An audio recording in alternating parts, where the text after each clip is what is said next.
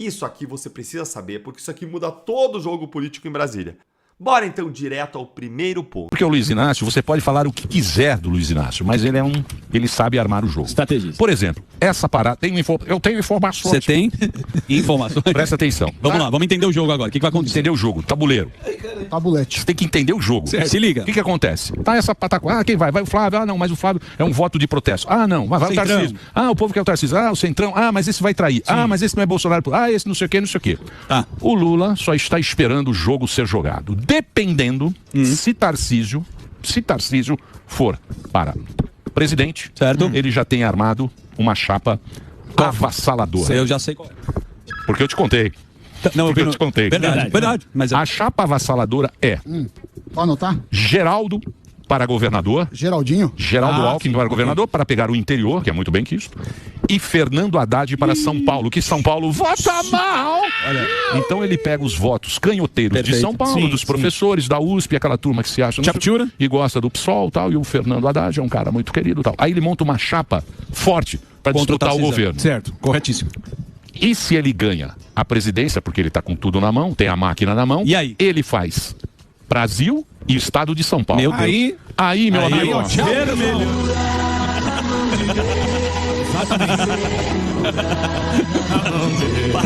Eu preciso dar uma última atualização aqui, gente, sobre a situação do general Augusto Heleno. A analista Luísa Martins, nossa analista da CNN Brasil, apurou que o ministro Alexandre de Moraes já encaminhou o alvará de soltura de Heleno para o diretor-geral da Polícia Federal. Então, ele vai passar a cumprir a prisão domiciliar. Isso deve acontecer, a transferência dele para a própria casa dele deve acontecer nas próximas horas. Porque o assunto é muito, como disse o Sakamoto, ele é muito grave.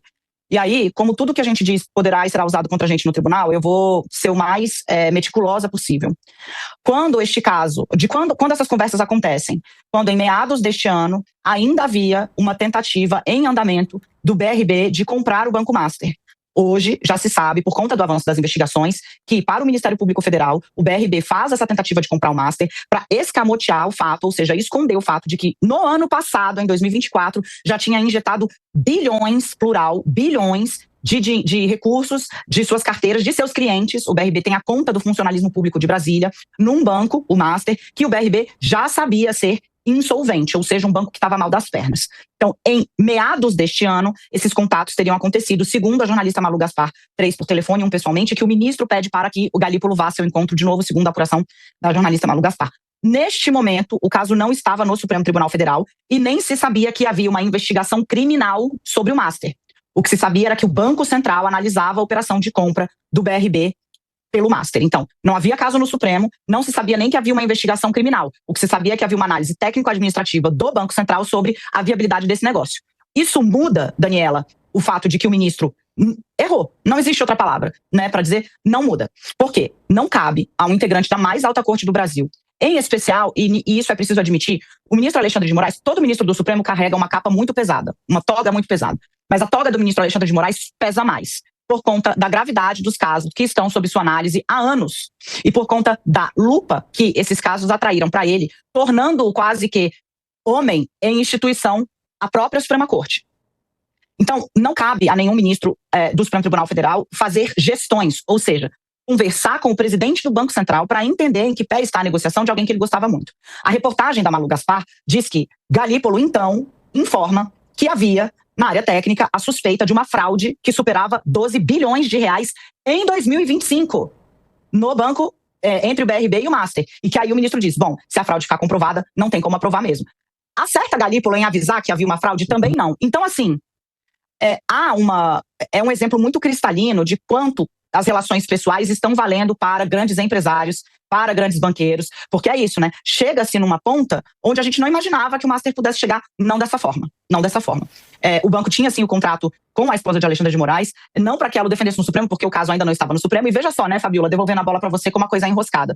Quando o ministro Dias Toffoli puxa o caso e fala, peraí que eu vou olhar o que tem nesse caso aqui do Banco Master, todo mundo chiou. Agora a gente está entendendo o tamanho do pepino que tem aí na mão dele. E que, por, obviamente, haver citação a pessoas ligadas a políticos, pessoas ligadas a integrantes do judiciário, com foro de prerrogativa de função, não tinha como esse caso ocorrer na primeira instância, sob risco de depois haver uma série de nulidades que, ao fim e ao cabo, era beneficiar Daniel Vorcaro e o grupo que o auxiliou a chegar até onde ele chegou.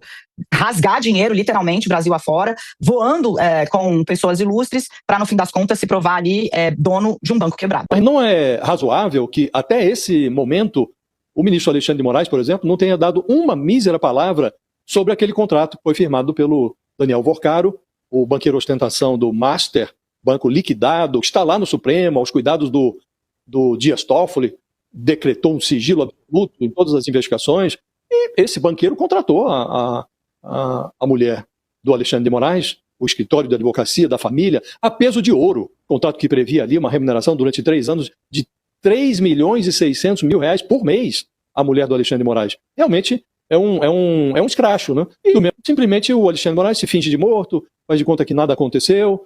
Também a mulher dele, a Viviane Barsi, não diz uma palavra sobre o tal contrato que foi recolhido pela Polícia Federal num celular do Daniel Vorcaro. E parece que tá chegando a hora do sistema descartar Alexandre de Moraes. Quem entende essa história, pega a pipoca, segue o Rony que eu vou te contar tudo. Alexandre de Moraes procurou Galípolo para pedir pelo Master junto ao Banco Central. Isso aqui é uma matéria da Globo. Moraes procurou Galípolo para interceder pelo Master no Banco Central, diz jornal. E isso é uma matéria da UOL. Porque mais importante que a notícia é quem está dando a notícia. Eu vou explicar pra você. Poucos dias os Estados Unidos tirou a lei Magnitsky de Alexandre de Moraes. Eu fiz um vídeo aqui dizendo pra vocês, ei, não é bem assim. Existem negociações acontecendo ainda. E agora, do nada, a Globo já defende o impeachment de Alexandre de Moraes? Antagonista, é hora do impeachment de Alexandre de Moraes? Ministro atuou em prol do Banco Master e blá blá blá blá blá blá blá blá. Agora pensa comigo. Quantas vezes Alexandre de Moraes já agiu fora da Constituição no Supremo Tribunal Federal e ninguém falou em impeachment? Quantas vezes nós vimos até ministro do Supremo Tribunal Federal indo até o Congresso fazer lobby, ligando pra deputado pra derrubar ou passar uma lei ou coisa do tipo? E ninguém falou em impeachment. E por que estão falando agora? Olha, gente, ponto número 1. Alexandre de Moraes é o responsável por os abusos contra empresas norte-americanas. Trump tirou a Magnitsky do Alexandre de Moraes. Será que não tem um presidente aí que mandou uma certa empresa para negociar com os Estados Unidos e dali a pouco disse algo no sentido, tira a Magnitsky que a gente resolve isso lá dentro do Brasil? E por que eu tô falando isso? Para ter o impeachment de Alexandre de Moraes, você precisa do Senado. E esse cidadão aqui já disse que mesmo que tenha 81 assinaturas, ele não pauta o impeachment de Alexandre de Moraes. Mas será mesmo? Porque ele tá com um probleminha. Lula indicou Jorge Bessias para o Supremo Tribunal Federal para a vaga do Barroso. E a galera do Centrão quer quem? Rodrigo Pacheco. Vamos supor que dentro de um acordão existam 2 vagas. 2 vagas para o Supremo Tribunal Federal, minha gente. Uma que vai contemplar o Lulinha, outra que contempla o Alcolumbre, o sistema, essa galera toda. Vamos supor que existe um acordo para tirar esta figura da jogada. Tirar o Xandão significa pacificação, significa o sistema conseguindo cumprir os seus acordos, significa resolver o problema com os Estados Unidos. E para isso eles precisam de um motivo, e o motivo eles já têm. E aí o que eles fazem? A mesma grande imprensa que sempre defendeu os absurdos que Alexandre de Moraes fez, agora já defende o impeachment do ministro. 2 coisas eu posso dizer para vocês. Uma, isso é apenas uma análise, não é nenhuma aposta. Mas se essa análise estiver correta, Alexandre de Moraes cai ano que vem. Ano que vem, ainda durante a gestão do Lula. Isso para cumprir o acordo que o Centrão deve fazer. E se esse acordo realmente existir, o primeiro passo é que eles vão fazer o Bessias passar no Supremo Tribunal Federal, abrir o processo contra o Alexandre de Moraes, vão aprovar o impeachment porque eles têm interesse em indicar o Rodrigo Pacheco, o sistema sair ileso e o Xandão é descartado. Gente, tudo isso é uma teoria. Não é nenhuma grande análise, é uma teoria. Mas se vocês verem nos próximos dias esse cara sendo massacrado pela imprensa tradicional, lembrem de mim. Lembrem que eu avisei vocês que é bem provável que o caminho que eles vão seguir é esse. Se você é do Centrão, do sistema e tá assistindo esse vídeo, pega a ideia. Tô dando a ideia. Tenho que te confessar que eu pensei que a pauta hoje seria aberta com o anúncio da prisão em flagrante do ministro Alexandre de Moraes. Te confesso que eu pensava que essa era a notícia bombástica, que o ministro Fachin, presidente do STF, determinou a prisão em flagrante do ministro Alexandre de Moraes, haja vista que os atos delitivos que estão sendo denunciados pela imprensa, por uma parte da imprensa, inclusive do mainstream jornalístico muito ligado ao governo, de repente focou, realmente colocou o seu alvo em cima das atividades das esposas dos ministros da Suprema Corte. Mas por que eu coloco essa notícia vinculada ao Natal muito triste que nós temos no Brasil, com mais presos políticos hoje nas prisões e com tornozeleiras eletrônicas, perseguidos políticos, em número maior que inclusive a Venezuela. Hoje nós temos mais presos políticos no Brasil que Cuba. É claro que, proporcionalmente, a gente pode até dizer que esses países estão sofrendo mais. Mas, em números absolutos, o Brasil hoje é o campeão da América Latina em perseguição política. E eu faço essa conexão com o ministro Alexandre de Moraes porque hoje já se sabe que ele atuou junto ao próprio Banco Central, tentando favorecer essa negociação, a compra pelo banco, que é um banco estatal, o Banco de Brasília, do Banco Master. E o que isso tem a ver com 8 de janeiro? Eu já te explico. No dia 8 de janeiro, e paradoxalmente, nós poderíamos até pensar que seria uma incongruência essa notícia que eu vou dar, mas que é do conhecimento de todos, o ministro Flávio Dino estava no seu gabinete junto com a vice-governadora do Distrito Federal, um coronel da PM, e de lá ele entrou em contato com o ministro Alexandre de Moraes, que determinou o afastamento do governador. Estranho. A vice-governadora, junto com o ministro Flávio Dino, ele com quase 300 homens da Força Nacional armados e equipados nas garagens do Ministério da Justiça, as câmeras desapareceram, as imagens, mas o fato é que o governador do Distrito Federal foi afastado numa canetada. Naquele mesmo momento, o ministro Flávio Dino indica o seu homem de confiança para ser o interventor no Distrito Federal, na segurança pública do Distrito Federal. Tudo isso acontece e não se sabe muito bem por quê, mas nesse contexto, talvez o governador do Distrito Federal até quase que refém, sendo acusado de partícipe do golpe de Estado, da tentativa de golpe de Estado, da abolição violenta do Estado Democrático no dia 8, de repente. Ele é inocentado, todas as acusações são retiradas e ele aparece na articulação de compra do Banco Master, agora se sabe, por uma pressão de Alexandre de Moraes, que por 4, 5 vezes tentou convencer o Banco Central a facilitar essa compra. Compra essa que seria feita pelo governador do Distrito Federal, que estava refém da sua ação do 8 de janeiro e, de repente, foi inocentado e passou a fazer parte da trama, essa trama de salvar ou de, talvez, jogar no colo do pagador de impostos do Distrito Federal um abacaxi, que hoje já se sabe que é um abacaxi bilionário. Mas é pior do que isso. A esposa do ministro Alexandre de Moraes, ela estava contratada para advogar pelo banco, mas, apesar disso tudo, não há nenhuma interferência dela, nenhum documento, nenhuma entrada, nenhuma reunião com o Banco Central. Mas há 5 ações que são, na melhor das hipóteses, são ações extremamente indecorosas para o ministro da Suprema Corte. A gente vive hoje uma situação em que o 8 de janeiro, como você coloca, nos deixa extremamente tristes. Não será um Natal feliz para o Brasil. Porque, apesar da crise política e que nós já poderíamos ter esse assunto cicatrizado, essa iniciativa da dosimetria é um paliativo. Já poderíamos ter realmente acontecido a anistia, encarado, vamos dizer assim, virada essa página, mas não, é pelo contrário. Hoje nós temos generais das Forças Armadas presos, nós temos vários inocentes presos, famílias sofrendo há 3 anos perseguição política, contas bloqueadas, bens bloqueados, tornozeleira eletrônica, kit ditadura. Pior do que isso, a PGR oferecendo um acordo de não persecução penal desde que você assumisse um crime que não cometeu e frequentasse um cursinho de doutrinamento sobre o que seria democracia na cabeça dessas pessoas. Então eu te digo, Alfredo, que essa vontade do governo Lula de manter o 8 de janeiro como uma tentativa de golpe de Estado e uma coisa que ultrapassa o que realmente aconteceu, e pior, que envolve milhares de pessoas inocentes, porque eu não fujo da individualização das condutas dos que depredaram. Aliás, eu sou um dos grandes defensores de que essas pessoas sejam identificadas. Há vários infiltrados, há imagens que sobejamente aparecem nas redes sociais sobre as pessoas que realmente depredaram. Mas a Débora vai continuar longe dos seus filhos nesse Natal por ter usado um batom e não ter entrado em prédio algum? Nós temos senhoras, temos pessoas idosas e temos o próprio presidente Bolsonaro, que hoje está sendo torturado com a sua situação de saúde deplorável, precisando de uma cirurgia e sendo tratado pelo ministro Alexandre de Moraes com áreas de psicopatia. Mas uma coisa eu te digo, Alfredo, disso que nós estamos vendo agora no mainstream jornalístico, eu digo uma coisa, ele pode até ser um psicopata, mas maluco ele não é, porque já se viu que ele não rasga dinheiro.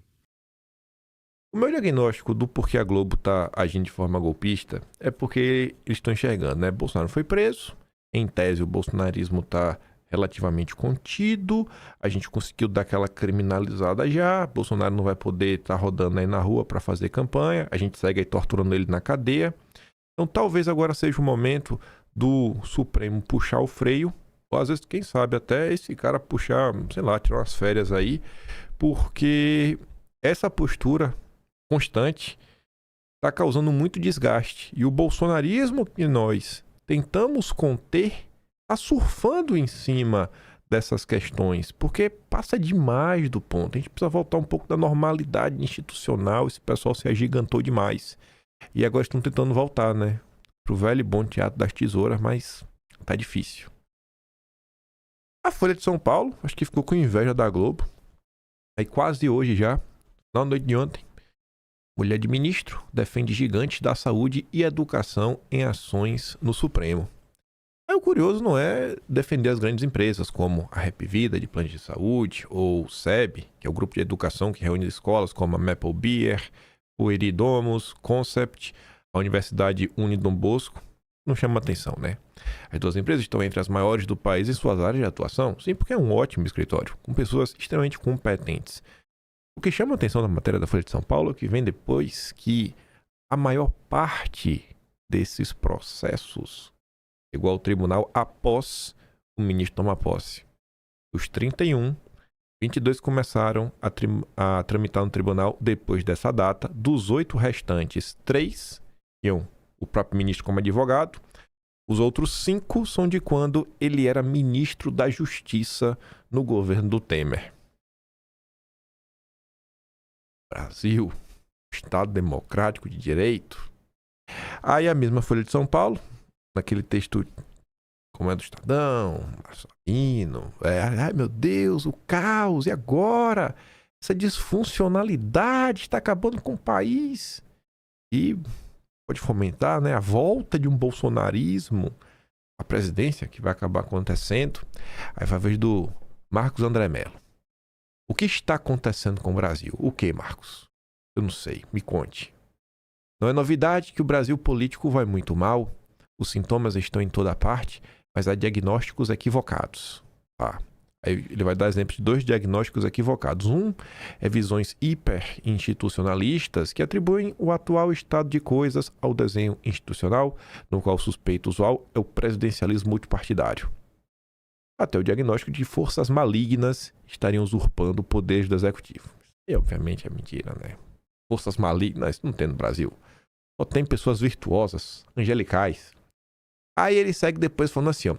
No entanto, uma explicação parcimoniosa que dá conta da maior parte do conflito. Pronto. Por que o Brasil está dando errado? Vamos entender. Forças políticas rivais conquistaram o executivo e o legislativo. Executivo e legislativo. Então o problema está aqui? Porque eu jurava que o poder judiciário estava no centro dessa confusão, rapaz. Eu jurava de pé junto que o poder judiciário estava no centro dessa confusão, mas pelo visto não. O judiciário não tem nenhum problema. É uma loucura em forma de gente. E isso é esse tipo de gente que escreve nos jornais, né? São essas pessoas que querem convencer as pessoas que o Brasil de Lula vai bem. O problema é o bolsonarismo, né? Rivais, que ainda tem chance aí de sentar em algum lugar. Aí ao longo do texto ele sai falando algumas coisas. Aí ele começa a dar uma pinceladinha para falar de um caso ou outro aí que teve no judiciário, para terminar falando o seguinte: hoje a única instituição que ainda goza de ampla confiança do eleitorado é a Polícia Federal. Não sei se é ampla não, viu? Essa autonomia, contudo, encontra-se ameaçada caso venha se consolidar um padrão de retaliações entre ministros que conduzem ações distintas no âmbito do Supremo. Então, peraí.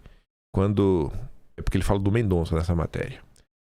Aí, quando a Polícia Federal foi utilizada ao longo desses anos para fazer todas aquelas grandes investigações contra Bolsonaro, Felipe Martins, né, essas prisões com as vítimas do 8 de janeiro, Débora do Batom, aquela bem famosa. Nesse ponto aí, a Polícia Federal estava ok. A gente estava vendo sem nenhum problema. O problema com a Polícia Federal nasce de quando o Mendonça resolve, não sei, avançar com as investigações do INSS. Tipo assim, as pessoas que o Mendonça está indo atrás, é um roubo de aposentados bilionário, e isso pode afetar a imagem da Polícia Federal. Agora, tudo que foi feito antes, não. Uma Polícia Federal muito independente, né? Decisões inquestionáveis. Isso é o consórcio. Vocês conseguem entender a loucura? Isso daqui, obviamente, não é um problema, porque ele falou que o problema está entre o legislativo e o judiciário. Desculpa, o legislativo e o executivo. O judiciário não faz nada de errado.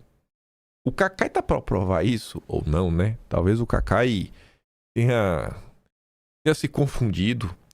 Mas o Enio comenta, né? Gente, presta atenção nisso aqui. Vocês devem ter visto que o Toffoli fez uma busca e apreensão da 13ª Vara Federal de Curitiba para procurar documentos de supostas irregularidades do Moro 20 anos atrás, né? Então, eu gostaria até de chamar a atenção do Ministério Público, da Polícia Federal, do Moro, do próprio Dias Toffoli, para o que eu vou dizer agora. O Cacai, advogado criminalista de esquerda, afirmou com todas as letras que alguém vazou a operação para ele no dia anterior. O próprio Cacai diz que durante a operação ele estava recebendo informações e repassando para vários jornalistas. E aí o Enio comenta que a Daniela Lima e a Natuza Nery deram a notícia. A gente não sabe se falou com elas. Mas você fica assim, rapaz, como é que pode uma coisa dessa, bicho?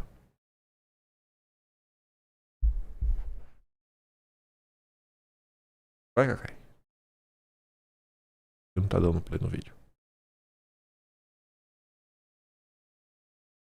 Tá dizendo que tá 1.8 de 1.9 e tá rodando no baixo vídeo. E que viagem é essa? Acho que agora vai. Quer ver? Não é possível. Vou pausar aqui. Pronto. Isso. Quando eu recebo o telefone, ele diz, olha, amanhã vai ser o cumprimento. Eu estava em Paris. Agora. Eu estava em Paris. Quando eu recebo o telefone, ele diz, olha, amanhã vai ser o cumprimento da busca e apreensão na 13ª Vara. Eu fiquei calado, mas fiquei atento. No outro dia, pela manhã, eu recebo um outro telefonema e falo, olha, eu tô ligando lá de Curitiba. Eu estou aqui, na 13ª Vara, tá tendo uma busca e apreensão. Foi até interessante. Agora, eu estava em Paris. Você entendeu, né? Mas qual o problema? É se o Mendonça, né, prender criminosos, ladrões, corruptos, no caso do INSS. E o problema tá no executivo e no legislativo. O judiciário tá de boa, gente. Super normal, né?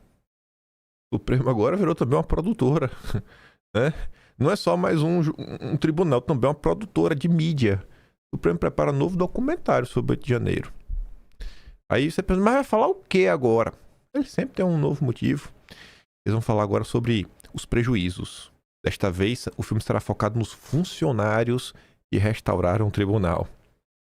Foi produzida pela TV Justiça, né? Será o 2º capítulo do documentário Democracia Inabalada, lançado em agosto de 2023. Eles são tudo. Rapaz, daqui a pouco vai ganhar até Oscar. Capaz de ser nominado o filme brasileiro a competir no Oscar. Quero ver não derem o Oscar. Vai todo mundo preso. Aí, né, o Brasil não tem um problema no judiciário. Só no executivo e legislativo. Isso aqui é, obviamente, uma notícia... eu não sei nem como interpretar essa notícia, né? Frente a esse Brasil perfeito. PGR arquiva a investigação contra Bolsonaro por falta de provas. A PGR arquivou recentemente, por falta de provas, uma investigação contra Bolsonaro por conduta golpista no ato em Copacabana, no Rio, em março. A denúncia foi enviada ao órgão por meio do Canal do Cidadão e se baseou em declarações do ex-presidente que poderiam ser enquadradas nos crimes contra a democracia. Esse é o Brasil. É incrível que chegaram até, né, abrir uma investigação em relação a isso, porque chegou uma denúncia no Canal do Cidadão. E ainda levaram a sério, né, todo esse tempo. Mas o problema, né, é o executivo e o legislativo. Ainda falando do judiciário, Eduardo concedeu entrevista para o SBT News, exclusivo. Tá lá com o Léo Magalhães. O Léo era da CNN, saiu. Lá um cara de direita, obviamente. Aí Eduardo fala assim, rapaz, no dia seguinte da cassação do meu mandato, veio a notícia do cancelamento de meu passaporte. Não se engane. Desde sempre a intenção é me bloquear no exterior. Assim é muito provável que, de fato, né, o ministro tenha dado uma ordem. Aí o que é que Eduardo vai falar nessa entrevista? Vai o vídeo também travar. Deixa eu dar pause. Pronto.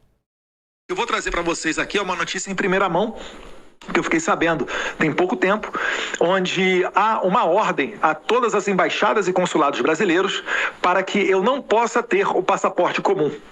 Assim sendo, dentro de 30 ou 60 dias, assim que eu perder meu mandato, for notificado disso, eu tenho que devolver o meu passaporte diplomático. Ou seja, se confirmada essa notícia, eu peço a vocês que são repórteres investigativos para que vejam a veracidade disso, né, se há realmente essa ordem, mas ao que parece sim, ela existe. Eu vou ficar sem passaporte brasileiro, em mais uma tentativa da Alexandre de Moraes de minar o meu trabalho. Mas eu já adianto que eu estou vacinado, conheço as estratégias dele, né? Congelou a minha conta bancária, congelou a conta bancária da minha mulher, eu ficaria sem ter como sustentar os meus 2 pequenos filhos, mas como eu sei que eles jogam sujo, eu já estou vacinado e precavido contra todas essas medidas. E seguirei trabalhando na parte internacional pela campanha de Flávio Bolsonaro. Aí, né? Ai. Aí, gente, olha só que curioso, hein? E eu explico isso aqui já já. E o que aconteceu em agosto? E eu não lembrava. E eu duvido que alguém lembrasse, porque eu não vi essa notícia circulando em lugar nenhum. Eu não vi o Eduardo falando disso. Eu vi até o pessoal falando, né? Que é o Antônio Carlos Rodrigues. Mas ninguém comentou sobre isso daqui. Ninguém se lembrou que isso aconteceu. Como foi o encontro de Lula com o deputado expulso do PL? E a gente sabe uma coisa, né? O Antônio Carlos Rodrigues não foi expulso. E quem é esse deputado? Esse deputado tem um assento na mesa diretora da Câmara. Ele foi um dos votos pela cassação do mandato do Eduardo. Já podemos agradecer ao Valdemar. De acordo com informações do Metrópolis, Lula recebeu no Alvorada Antônio Carlos Rodrigues, né, pouco mais de 20 dias após o PL anunciar sua expulsão por manifestar apoio ao ministro e criticar o Trump. O convite partiu do próprio Lula, que havia ligado a Rodrigues logo após o episódio, assegurando a audiência futura. O parlamentar, que mantinha histórico de bom relacionamento com o integrante do PT e havia exercido o cargo de ministro do governo da Dilma, aceitou o encontro. A conversa breve e objetiva revelou que Rodrigues ainda não havia sido oficialmente notificado pelo PL sobre sua expulsão. E realmente não foi, né? Lula comprometeu-se a agendar uma nova reunião nas semanas seguintes. O Alckmin e a Glaze também entraram em contato, reforçando o interesse do governo em manter diálogo com o deputado. Manteve tanto diálogo que ele voltou para perseguir Eduardo, para tirar o mandato do Eduardo. É muito diálogo. É muito diálogo. No PL, a observação era clara. Muitos filiados permaneciam mais fiéis ao sistema do que à causa de combatê-lo, embora Valdemar mantivesse uma postura benevolente em relação a esses. Está no Atlas agora, de agosto de 2025. Que coisa, né? Aí a cassação do Eduardo e também do Ramagem, o motivo é de editorial pelo Estadão. Aí, obviamente, o Estadão apoia, né? Aí chega no final assim, ó. Noves fora os aspectos jurídicos e políticos dos casos. Opa, já quer tirar a parte política e jurídica, né? Nossa, né? Perfeito. A cassação de ambos encerra 2 trajetórias notoriamente marcadas por condutas que afrontam o interesse nacional e os fundamentos do Estado Democrático de Direito. Eduardo atuou para prejudicar o Brasil a pretexto de salvar o pai. Não era salvar o pai. Não era salvar o pai. As mensagens vazadas mostram exatamente o contrário. Ele até falando, rapaz, ou luta realmente por anistia para salvar o Brasil, ou não adianta. E depois aí o Ramagem, por sua vez, envolveu-se no tempo de golpe de Estado. O que o Ramagem fez de golpe de Estado? Porque não ficou provado nada também. É um absurdo, né? O Estadão não quer analisar a parte jurídica e política da cassação. Porque foi uma cassação também política, né? E ainda vende que os dois não são horríveis. E não explica. O Estadão deveria explicar o que o Ramagem fez. E não explicar assim, segundo os autos. Não, explica. Sabe? Você vai lá e mostra mesmo assim as provas. Você explica. Porque é difícil, sabe? É duro ver o que está acontecendo com o apoio amplo da imprensa. Aí, sobre a cassação, o jurista Roger Schiffman, ele compartilhou o editorial mostrando umas coisinhas, né? Primeiro, ele, ali a parte de cima, tem a regra da cassação por faltas, que está bem claro, né? Em cada sessão legislativa, a terça parte das sessões ordinárias. Você tem o que contabiliza São as sessões ordinárias, para contar as faltas, né? E ali, tá dizendo, né? O Eduardo e o Ramagem... O Eduardo, na verdade, extrapolou o limite de faltas injustificadas, tá? Aí o Roger fala, o editorialista conhece a Constituição, cita corretamente o dispositivo, perde o mandato o deputado que faltar um terço das sessões ordinárias. Contou certo as faltas? Bom, quantas ordinárias e não extraordinárias, solenes ou preparatórias ocorreram? Nenhuma. E ele coloca ali o link. Quantas sessões ordinárias da Câmara tiveram? Ele colocou ali o link, você olha, realmente, nesse período não foi convocada, né?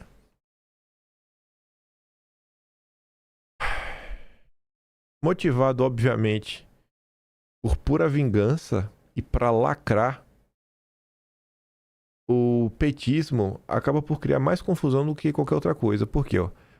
Paulo Pimenta, aquele que atrapalhou as convocações na CPMI do INSS, propõe cassação automática de mandato após condenação judicial.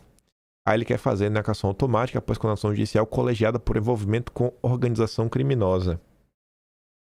Cara que realmente está envolvido, tipo, com PCC, Comando Vermelho, todo especial, essa turma, eles realmente deveriam, né, ter sua entrada barrada na política, por óbvio.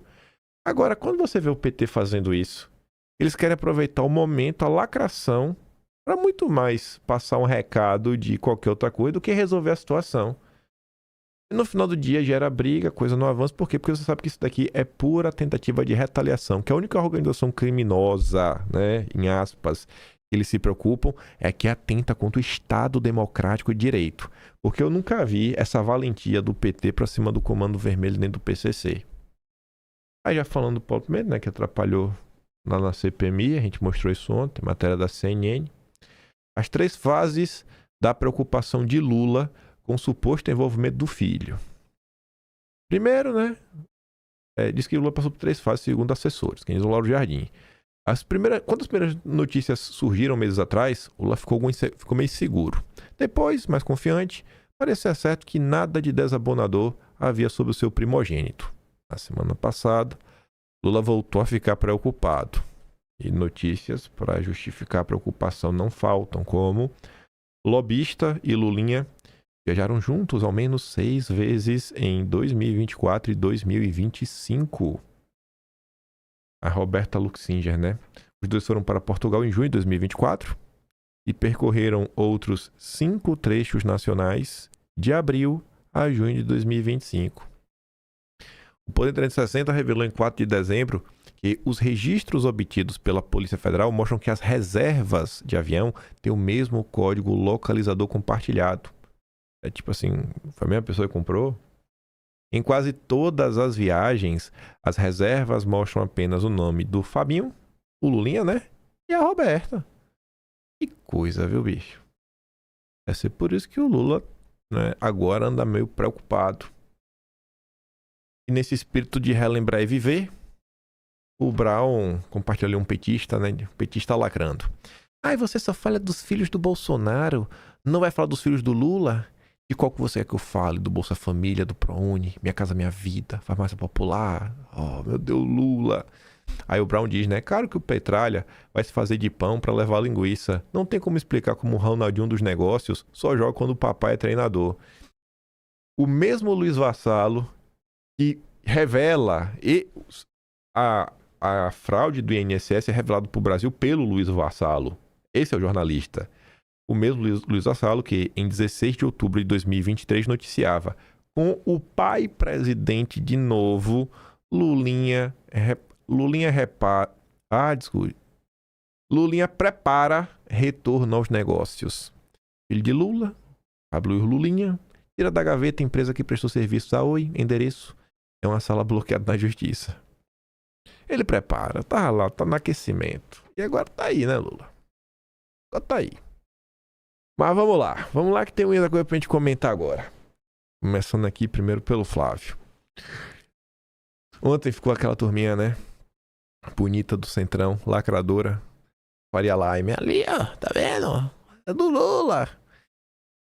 Com medo de Tarcísio, Lula manda PT não atacar o Flávio. Né? Eu tô vendo. O PT ataca o Flávio todo dia.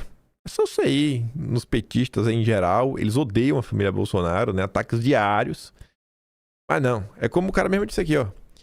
Porque você só fala dos filhos de Bolsonaro. Todo santo dia os petistas estão batendo no Flávio. Todo santo dia. Aí o Globo fala assim, não, óbvio. O Lula mandou não atacar o Flávio e ainda pediu pro repórter divulgar isso, né? Confia. É a típica matéria que se tem algum tipo de lastro, o único lastro que tem é a Caatinga do Centrão tentando postar isso daqui, né, para oficiar uma justificativa para tentar forçar outra candidatura. Eu sei que esse Centrão que passou as últimas semanas aí falando de blefe, já tá mudando um pouquinho o discurso, né? Caciques do Centrão já não apostam em desistência de Flávio. Matéria da nossa linda Daniela Lima. Caciques de diferentes partidos do Centrão passaram a encarar como mais provável a candidatura do Flávio. A mudança de cenário levou pré-candidatos da centro-direita e da direita a rediscutirem as condições da disputa, inclusive entre si. A ideia é iniciar já na largada do próximo ano uma série de conversas para tentar, né, criar uma terceira via que represente a alternativa à direita, mas seja palatável para o centro e o mercado. Confia aí, tenta. Eu não acho que o Ratinho Júnior vai embarcar nessa. Vai ficar só o Caiado, bicho, no final do dia. O Caiado não tem mais nada a perder. Mas vai, né? Não tem como bater de frente. O Flávio falou com o SBT, ele reforçou. Esse vídeo eu acho que eu já baixei, mas porque esse vídeo tem acho que um dia anterior. Ele já tá baixado já. Não vai travar não. Vou voltar aqui. Cadê? Quer dizer, eu nem baixei esse vídeo também.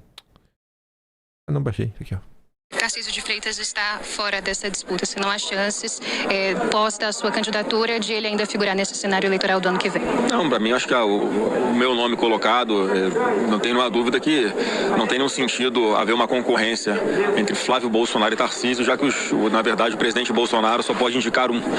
Então o Tarcísio, ele já manifestou apoio a mim em mais de uma oportunidade, ele já vinha falando da sua intenção e do seu desejo de concorrer à reeleição no estado de São Paulo, e é uma pessoa que tem a nossa total confiança, é uma pessoa que é do nosso time, é um governador super bem avaliado, que faz um trabalho excepcional e que não tem dúvida vai ser fundamental nessa nossa estratégia nacional.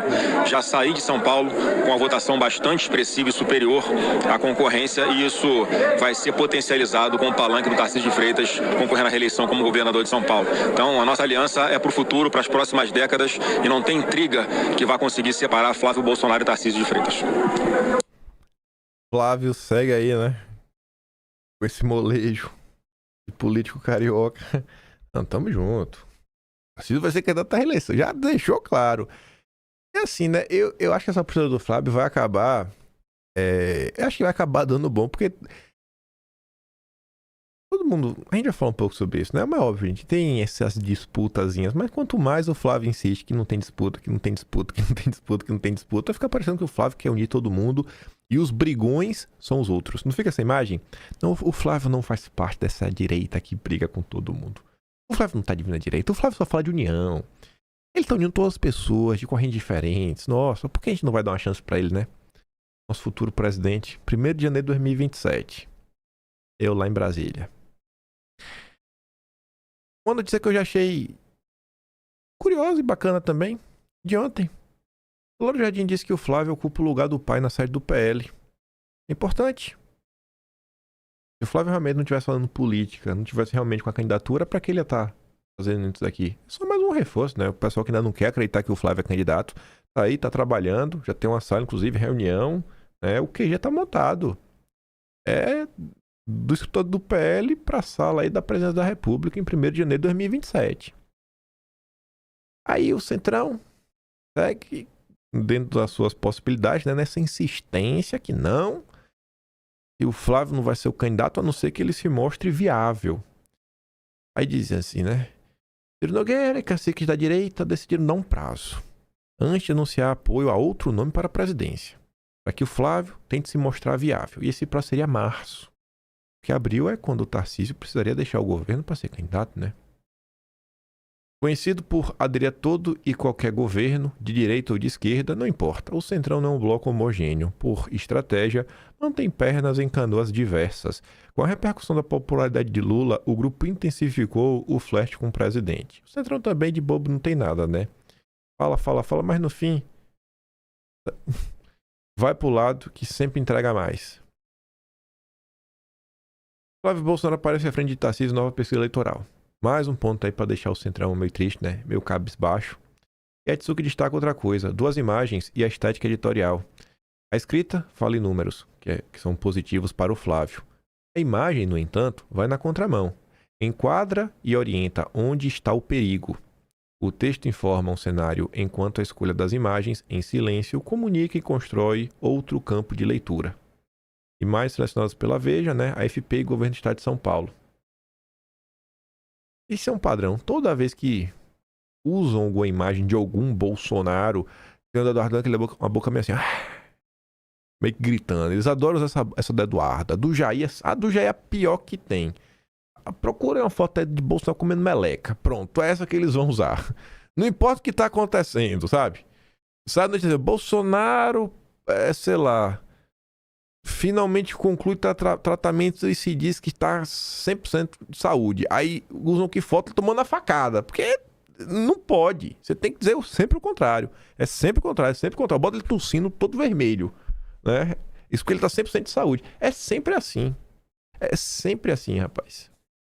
Aí o mesmo Ciro Nogueira, nessas idas e vindas, ele tem que meio que se organizar aí e se decidir, né?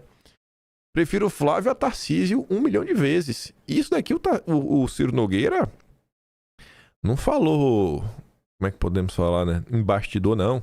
Ele falou pro próprio Paulo Capelli. Ele afirmou a coluna. Paulo Capelli foi lá perguntar, e aí, Ciro, vai quem aí? Flávio ou Tarcísio? Ele falou, prefiro o Flávio. Prefiro o Flávio a Tarcísio 1 milhão de vezes. O Flávio tem que trabalhar para diminuir a rejeição.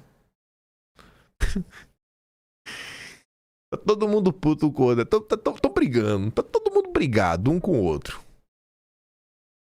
Kassab se une a Lula pra tentar tirar mandato de Ciro Nogueira, né? Às vezes pode ser por isso também. Ciro Nogueira tá vendo que não sobrou nada pra ele, a não ser ministro de alguém, ser vice de alguém. O Tarcísio não tá dando certo. E tá ali, né? Segundo apurou a coluna, Lula e Kassab acertaram a candidatura do deputado federal Júlio César, do PSD do Piauí, ao Senado. O outro candidato da chapa vai ser o Marcelo Castro, que já é senador, vem para reeleição. Com isso, o Ciro deverá ter dificuldade para se reeleger. Ciente dessa dificuldade, o Ciro tentou se viabilizar vice, né, numa chapa com Tarcísio, não foi.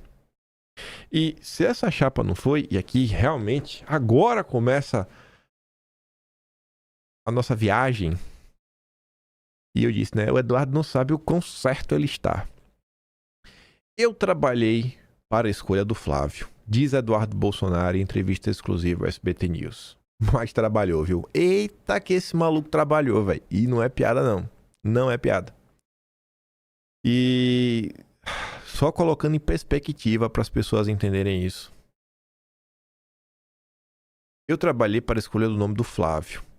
É um nome viável e está se comprovando mais do que nunca. Certamente pelo jeito articulador de ser do Flávio, isso vai se configurar cada vez mais sólida a possibilidade de vitória dele. Ele vai atrair esses votos das pessoas de centro, que são pessoas que não seguem necessariamente a política. E nessa mesma entrevista, o Eduardo também falou o seguinte: da minha parte, que posso contribuir é a parte internacional. Contatos com o mundo árabe, com Israel, com os Estados Unidos, como fizemos recentemente uma viagem a El Salvador, onde eu levei para conhecer o presídio Secote, famosíssimo presídio de El Salvador. Antes de falar o quão duro o Eduardo trabalhou para que a gente pudesse ter um candidato verdadeiramente de direita, sobre essa parte, né? O que eu posso contribuir à parte internacional? Bom, tá aqui. Um congresso que vai ocorrer agora em 26 e 27 de janeiro. A imagem tá pequena, mas esse rapazinho aqui, ó, de lado, acredite se quiser, é o Flávio Bolsonaro. E esse carequinha aqui embaixo é o Eduardo. Aí tá aqui o Netanyahu, outras pessoas. Aí tá aqui, ó. Na véspera da 8ª noite de Hanukkah.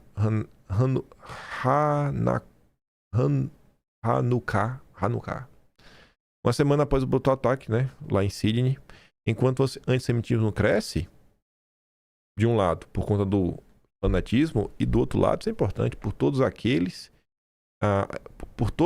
que a ele se curvam, a esquerda fraca e a direita falsa. Neste momento, tenho a honra de apresentar a lista de oradores que participarão da Conferência Anual de Combate ao Antissemitismo, que vai acontecer em Jerusalém. Esta é uma conferência que não se curva, não se desculpa e não desvia o olhar. Aí vai estar o Abascal, lá do Vox, vai estar o Dominique, lá da Polônia, e o Eduardo e o Flávio, né? E o Eduardo tá aí. Mas só para voltar para aqui, né, de novo. Eu trabalhei para a escolha do Flávio. Eu acho que Eduardo, ele nem... Assim... Eu acho que ele nem imaginava todo esse processo. E isso aqui não foi uma batalha, foi uma guerra. Porque a batalha, assim, né? Ganhou, venceu, acabou. Guerra não. Às vezes você venceu uma batalha aqui hoje, mas tem outra batalha semana que vem, mês que vem. Né? A guerra leva alguns anos. Isso aqui não foi, gente, uma batalha só, não. A gente teve realmente diante de uma guerra. E aí, de onde que parte, né? Depois eu volto naquilo ali. Nossa, eu vou ter que voltar um monte depois. De onde é que parte o dossiê de hoje, né?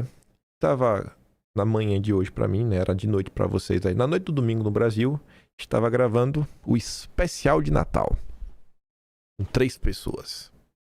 Vai no ar no dia 25. E aí estávamos falando sobre várias coisas. 2025, coisas que rolaram.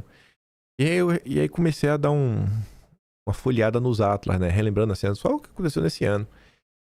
E aí, a partir de maio, eu comecei a ver assim, as notícias e fui olhando assim, fui vendo em maio, junho, julho, agosto, setembro, outubro, novembro, que foi o mês passado, né? E dezembro que tá acontecendo negócio, eu falei, até que o Flávio realmente lança a candidatura. O Flávio lança em dezembro a candidatura. Até o final de novembro não tava certo ainda. Aí você para, olha assim e fala, rapaz, velho, é mesmo, viu? Tudo isso aqui aconteceu. E coisas também que envolvem até a própria Magnitsky. A derrubada dela, que você fala, nossa, bicho, realmente, viu? Não é choro de perdedor, não é aquela vontade só de apoiar o Eduardo, sabe? De tentar achar um culpado para um possível fracasso, não, bicho. Realmente faltou muita coisa, viu? Eu quero relembrar umas coisinhas aqui com vocês. Eu duvido que Eduardo tenha noção da magnitude, sabe?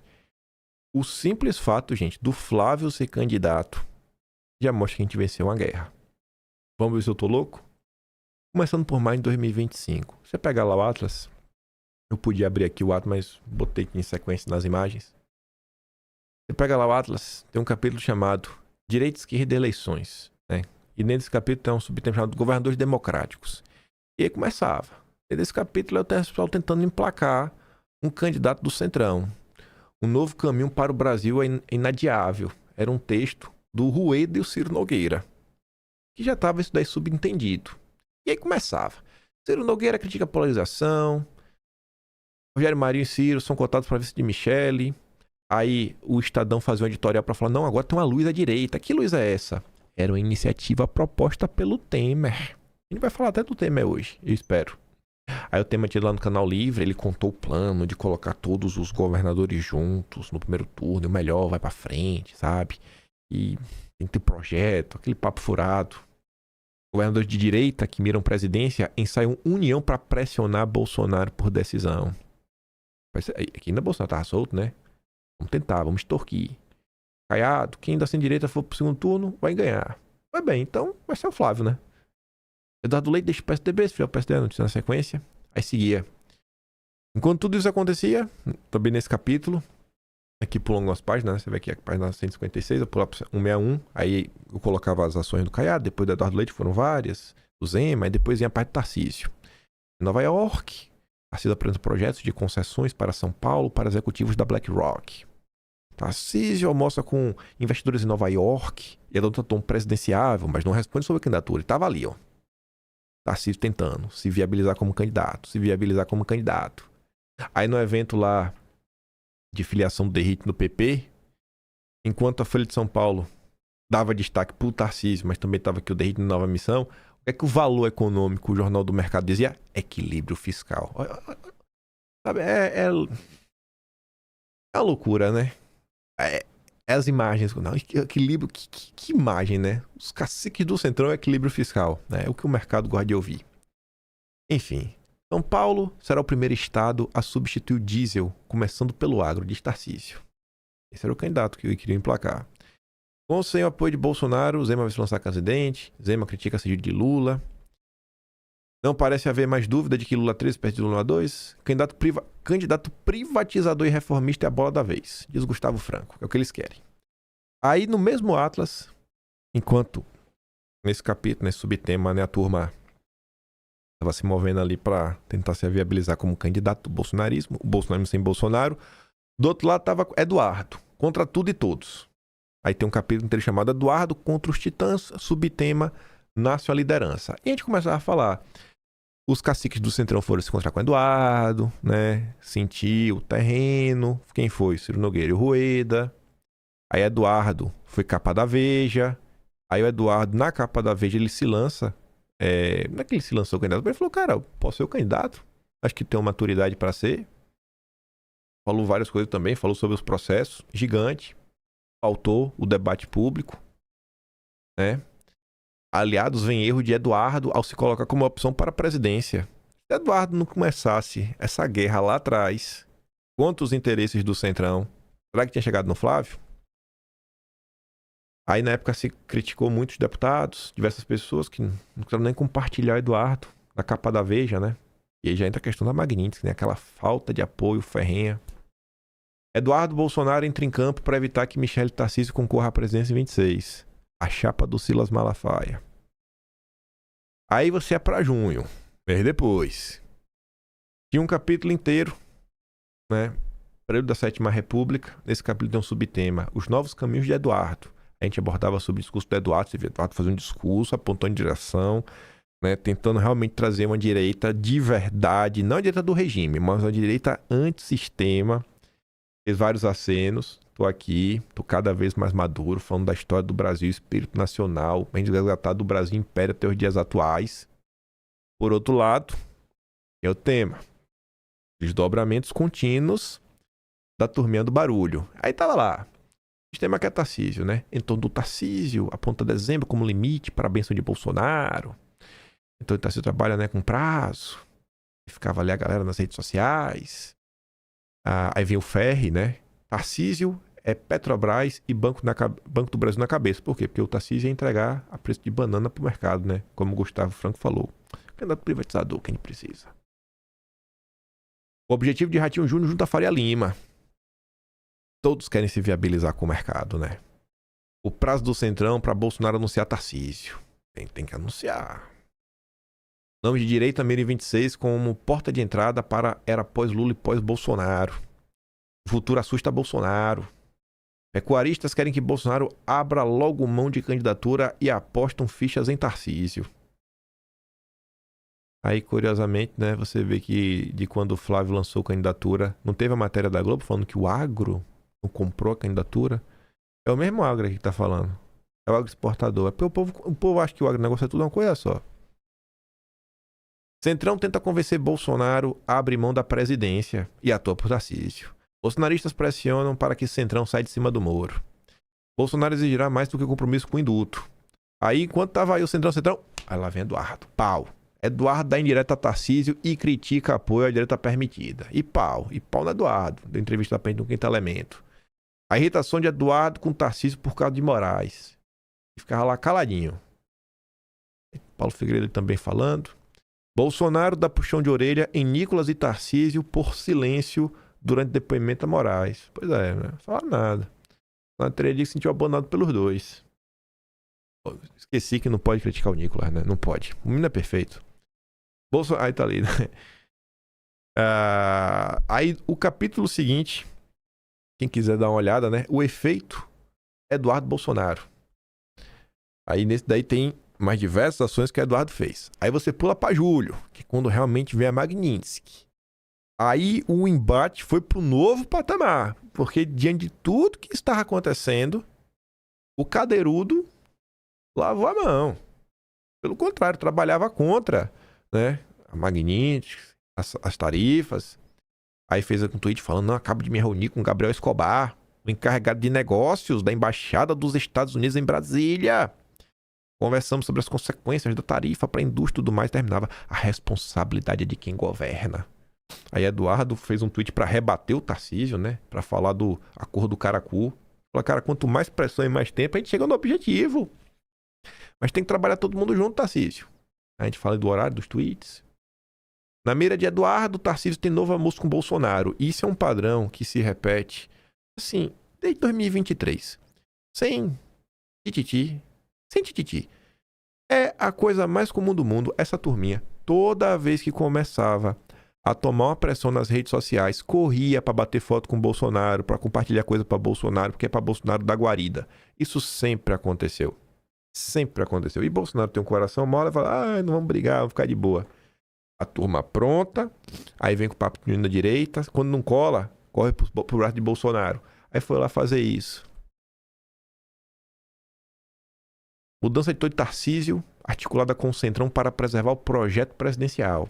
A Daniela Lima falava, porque o Tarcísio no primeiro momento deu aquele apoio muito moderado, né? E rapidinho mudou o discurso. Desapareceu, não falava de nada. A gente falou, cara, o que a gente vai fazer?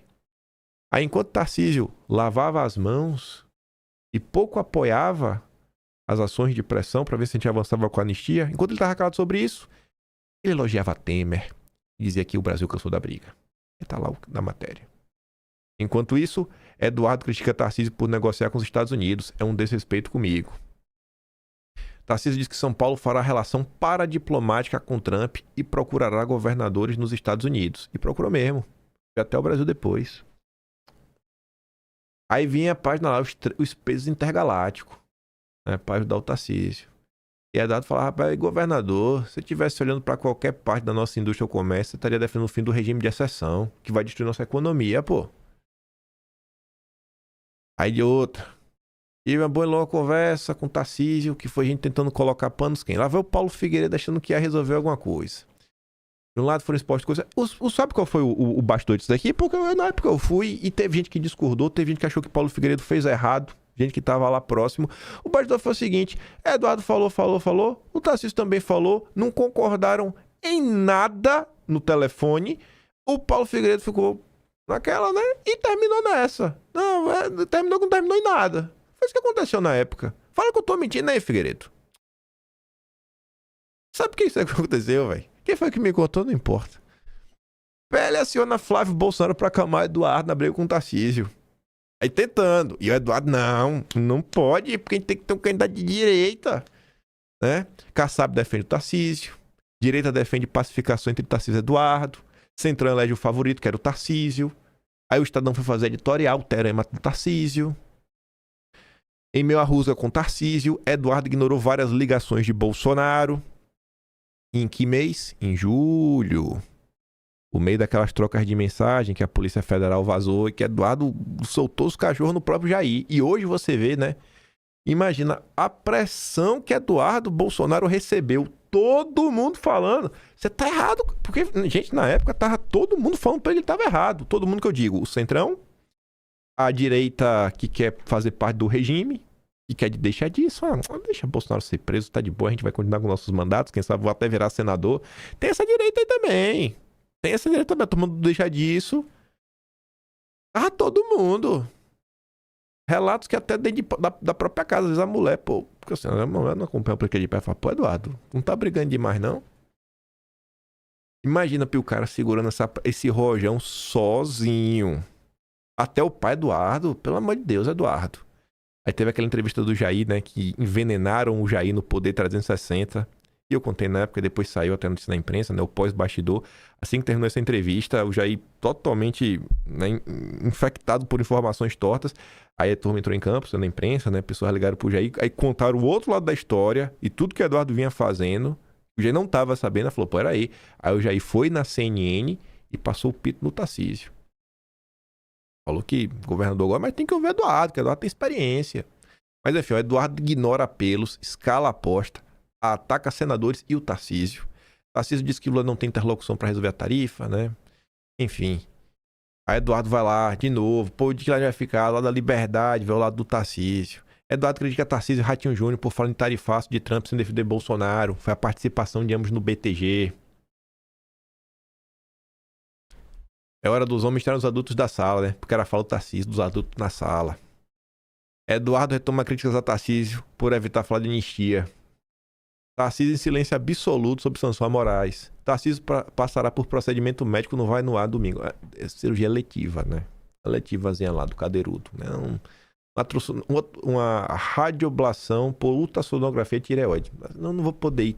Tinha uma manifestação para ir em São Paulo, não foi. Aí os memes da época era aquele, ó. Tarcísio, pelo amor de Deus, sai do muro, Tarcísio. Não vou descer do muro, não. Aí, isso em julho. Em agosto, é que você vai entender ainda mais essa pressão em cima do Eduardo. Tarcísio em silêncio absoluto, né? Enfim, aqui só pegando o gancho para contar o que aconteceu. Enfim, em agosto faço o gancho em setembro. Pro Jamapalusa não vai. Reforma tributária, quer dizer, pro Jamapalusa vai, reforma tributária, mas o voto contra Moraes não. Judinir batendo.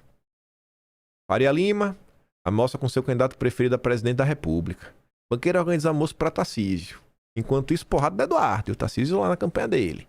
Um discurso de candidato a presidente, Tarcísio almoça em São Paulo com o PIB. Almoço de banqueiro para Tarcísio causa desconforto entre apoiadores de Bolsonaro. Tarcísio intensifica a agenda política após prisão de Bolsonaro e marca a distância de Lula e Moraes. André Esteves, a campanha por Tarcísio e o Brasil impossível de investir de Lula. Tarcísio critica a política externa de Lula e cita JK. Tarcísio defende 40 anos em 4, né? Mas não é candidato a presidente, não. Ele nunca quis ser candidato, gente. Quem sabe teremos um candidato a presidente, não é Tarcísio. Vice-presidente republicanos. Marquinhos censura.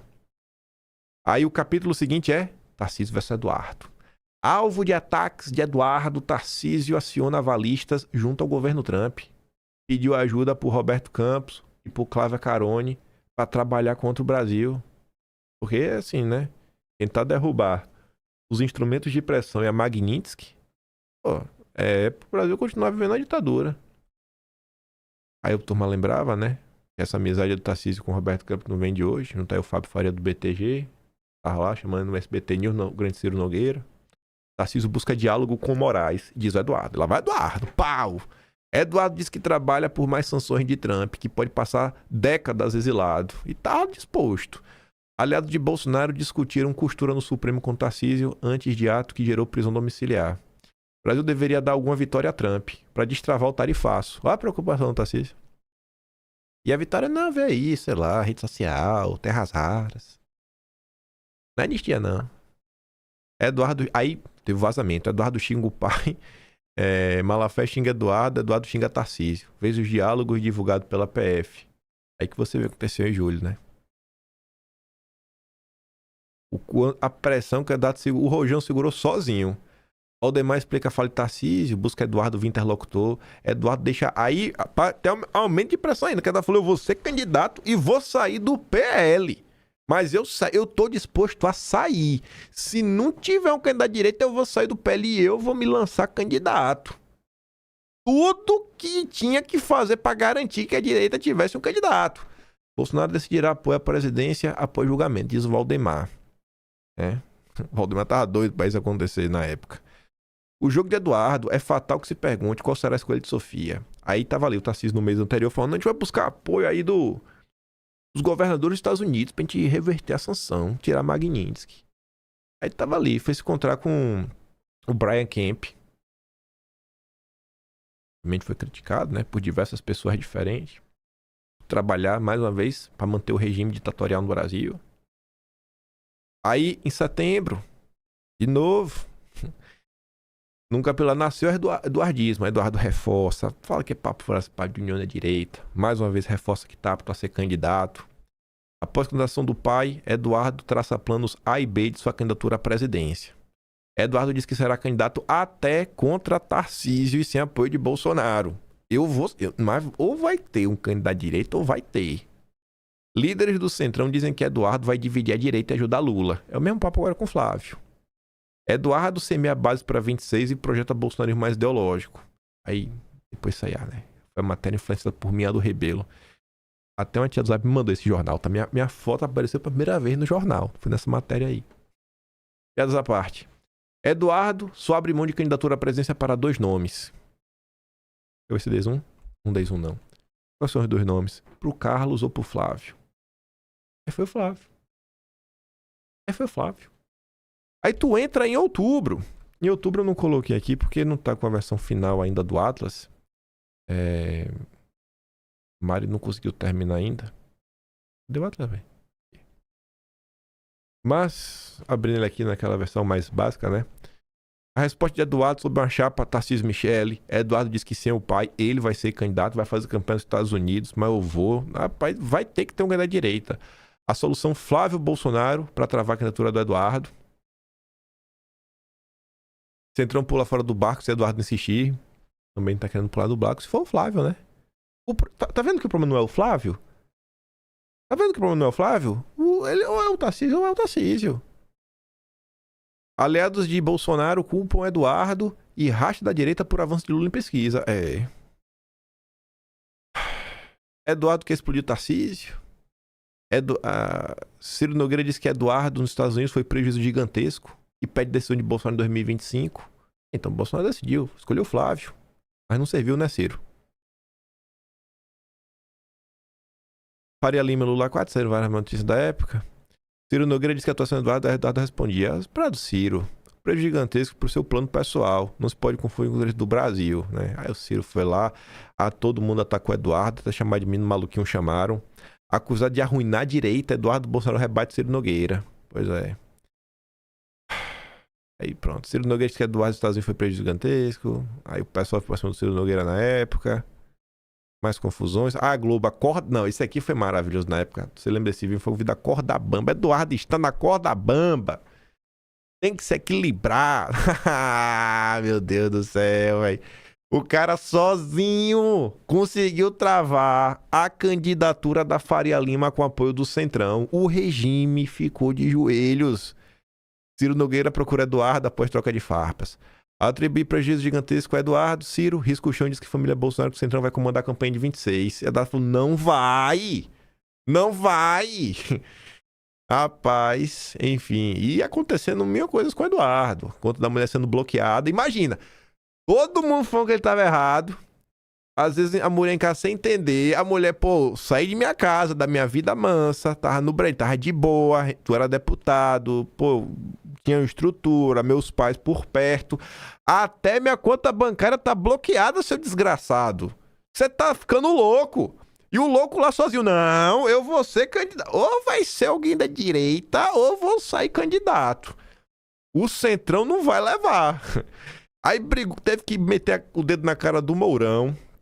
Aí ele rebateu ali. Meteu o dedo na cara da Tereza Cristina, dessa turminha também, né? Não pode lançar nome sem viabilidade. Falando especificamente do Eduardo, eu vou sair candidato. Enfim, aí o Flávio foi. Aqui. O plano B, a candidatura do Flávio, né?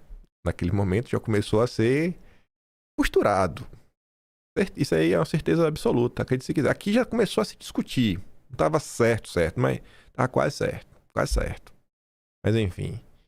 Aliados de Bolsonaro vem nome que conteria a metralhadora giratória do Eduardo. Quem? O próprio Flávio. Nome para enfrentar Lula foi tema central de conversa de Flávio e Eduardo. É o que eu disse, né? E aquilo realmente eles falaram. Eu acho que nessas falas aqui, o Paulo Figueiredo até ele já dava pro ar, né? Eu que não era besta nada, o Paulo Figueiredo falou isso, né? Deve ter alguma coisa, né? Por trás. Aí, gente, vou fazer o que normalmente eu não faço, né? Porque em tese eu só poderia mostrar isso daqui a 15 dias, né? Porque isso aqui só vai ser publicado em 15 de janeiro, que é o Atlas de novembro, né? Então, assim, antes de ser publicado, mas já mostrando pra vocês, aí vai ter um capítulo só. Eduardo expõe o Cadeirudos, novembro. E aí tava lá. Eduardo foi no Market Makers e bateu de novo, e bateu no Três Irmãos, e bateu na rede social. Aí começaram a se falar da candidatura dos Bolsonaros. Enquanto o Eduardo tava lá, também na Jovem Pan, batendo na turma do Novo, o Tarcísio tava voltando a ser amiguinho de Alexandre de Moraes. Aí tava ali, ó, o Paulo Figueiredo já dando direitinha. Flávio Eduardo, pouco importa. O que importa para começar a candidatura que realmente represente o nosso movimento. Era as entrelinhas, né? Aqui não tinha uma certeza ainda que o Flávio ia se lançar candidato. Realmente não tinha. Nessa data aqui não era uma certeza ainda. Não era certeza. Terminou novembro sem essa certeza. Aí tava ali, né? Família Bolsonaro se agarra ao poder. E aí, né? Flávio avança como candidato, tem apoio de Eduardo, atrapalha Tarcísio. Né?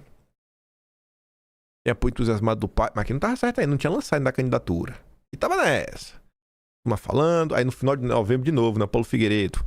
Diz que se Flávio Bolsonaro for lançado presidente, os outros candidatos serão destruídos com a sua internet, porque o povo vai pra cima assim, e acabou acontecendo, né? Acabou a terceira via. Acabou o Tarcísio. Mas depois fosse o Bolsonaro, tem outras coisas pra comentar também, né?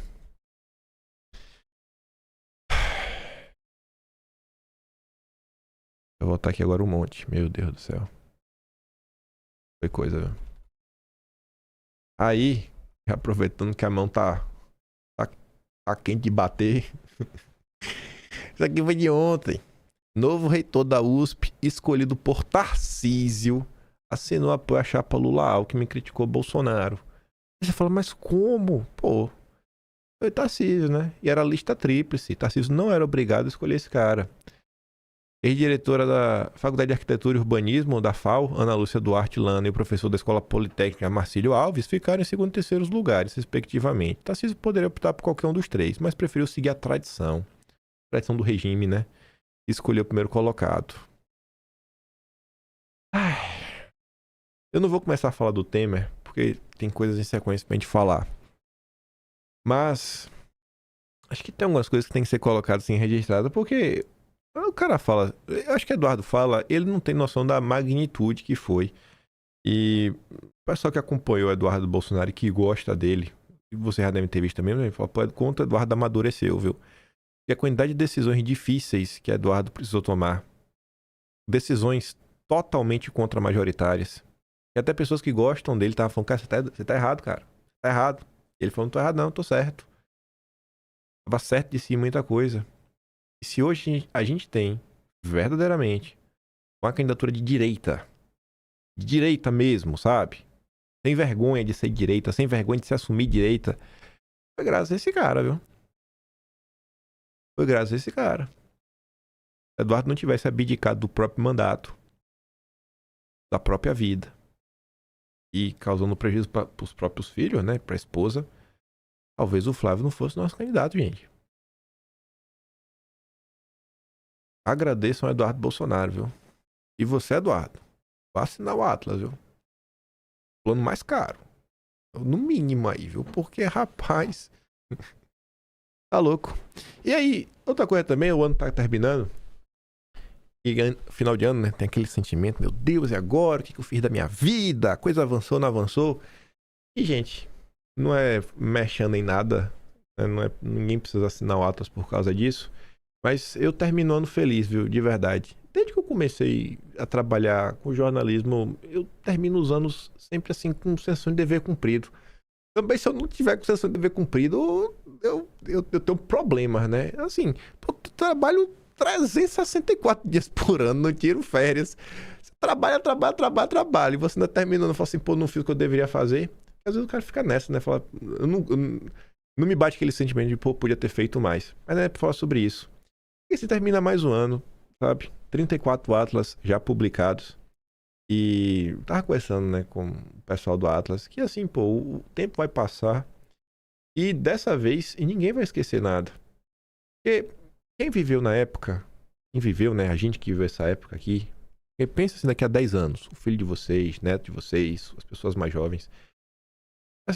Lembra de você quando teve o caso do Mensalão?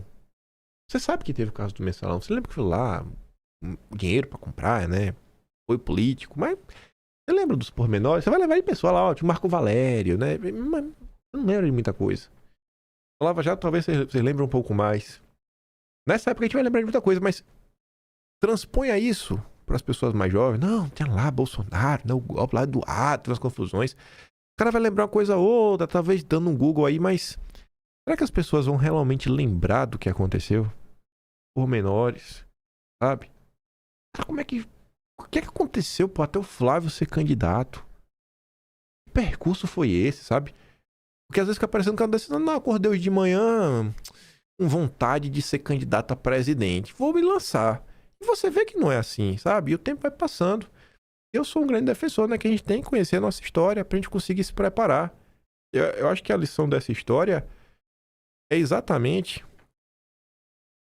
essa aqui, ó. A lição dessa história que a gente deveria interiorizar é esse gráfico do Eduardo Bolsonaro. Deixa eu ver aqui, ó. A gente conseguiu emplacar um candidato de direita, por quê? Porque a gente manteve a pressão por um tempo longo. Eduardo não é um hipócrita. Isso é importante. Então, eu realmente acho que Eduardo não tem a percepção disso, sabe? Quando você coloca em sequência, sem colocar em sequência, você não tem a percepção. Você pode lembrar de muita coisa. A gente tem nossa memória.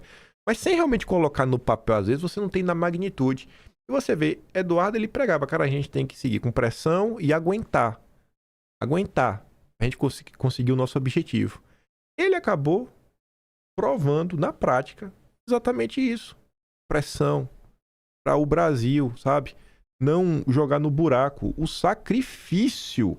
E é sacrifício mesmo, né? O sacrifício de vida, né? Entregar a vida. Ó, eu estou entregando a minha vida, o meu sangue por vocês. É o que o Bolsonaro está fazendo, né? Vão me torturar, vão me defenestrar, vão perseguir minha família. Eu tenho pra mim que a filha de Bolsonaro, a Laurinha, eu acho que ela é meio traumatizada. Porque, bicho, eu acho que se fosse com meu pai, na idade que ela tem, de tudo que aconteceu, né?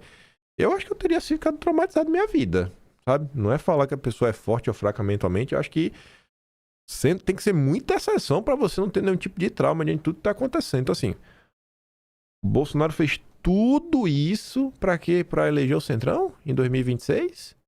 Pra jogar no lixo todo esse movimento? Pra abandonar qualquer tipo de ideologia? Em nome do quê? Eu não sei. Assim, pô, a gente chegou lá, bicho. Chegou lá. A história tá aí. Eu tava até comentando também com o pessoal. Eu não tenho capacidade de fazer isso porque documentário não é só colocar informações em ordem.